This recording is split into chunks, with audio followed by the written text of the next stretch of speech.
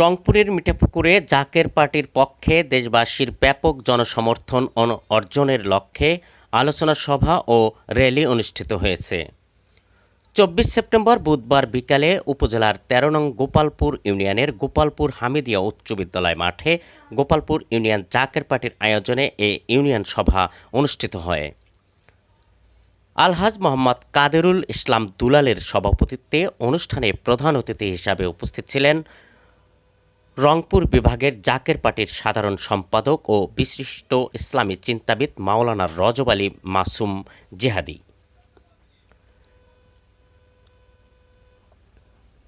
এছাড়াও উপস্থিত ছিলেন মিঠাপুকুর উপজেলা জাকের পার্টির সভাপতি গোলাপ ফুল মার্কার এমপি মনোনয়ন প্রত্যাশী মোহাম্মদ হাসানুর আলম, উপজেলা সহ সভাপতি ও এমপি মনোনয়ন প্রত্যাশী মোহাম্মদ শামীম মিয়া, উপজেলার সাধারণ সম্পাদক ও এমপি মনোনয়ন প্রত্যাশী সোহানুর রহমান সোহান সহ জাকের পার্টির অঙ্গ সংগঠনের নেতাকর্মীরা। সভা শেষে বিদ্যালয় মাঠ থেকে একটি র্যালি বের করা হয়, যা গোপালপুর চৌপতি বাজার প্রদক্ষিণ করে পুনরায় মাঠে এসে সমবেত হয় সবাই। পরিশেষে জাকের পার্টির যুব ওলামা ফ্রন্ট রংপুর জেলার সম্পাদক মাওলানা আব্দুর রহিম দোয়া ও মোনাজাত পরিচালনা করেন।